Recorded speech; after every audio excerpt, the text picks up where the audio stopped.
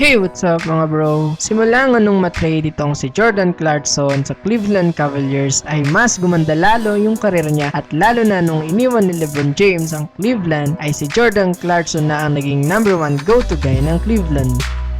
Pero ang tanong ngayon mga bro ay may pag-asa bang maging all-star ngayong season ng pambato natin na si Jordan Clarkson?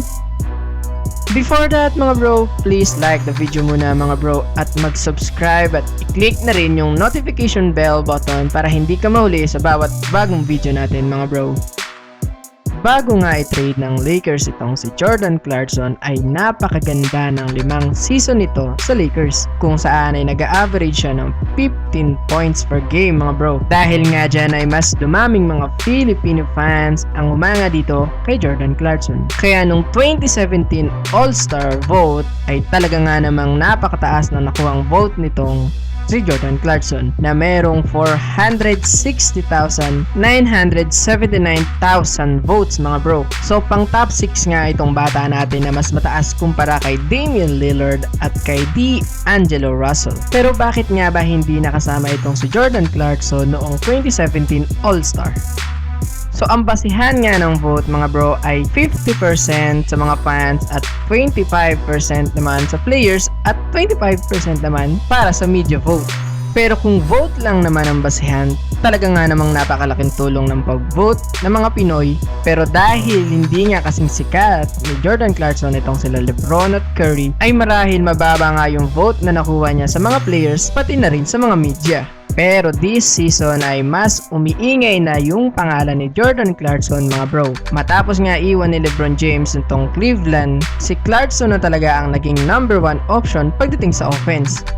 At ngayong season ay nag-average si Clarkson ng 18 points per game. Mataas ito kumpara sa mga nakaraang season niya sa Lakers. At ngayong umpisa na naman ang pagboto para sa darating na 2019 NBA All-Star ay mas lalong dadaming Filipino fans ang boboto dito para kay Jordan Clarkson. Matapos ngang i-represent ni Jordan Clarkson ang Gilas Pilipinas noong SEA Games ay mas nakilala lalo ng mga Filipino fans itong si Jordan Clarkson. Pero ang tanong mga bro ay malaki ba ang chance na makapasok si Jordan Clarkson ngayong All-Star? Sa aking palagay mga bro ay malaki talaga ang chance na mapasama itong si Jordan Clarkson ngayong All-Star. Kung mas sisipagan pa natin ang pagboto sa kanya at kung sa player at media vote lang naman siguro ay mas nakilala na rin nila itong si Jordan Clarkson dahil nga sa magandang pinapakita nito ngayong season. So ayun lang mga bro para sa video natin for today. Sana ay patuloy pa rin kayong bumoto para kay Jordan Clarkson para masaksihan na natin ang pinakaunang may dugong Pinoy na nakapaglaro sa All-Star Game ng NBA.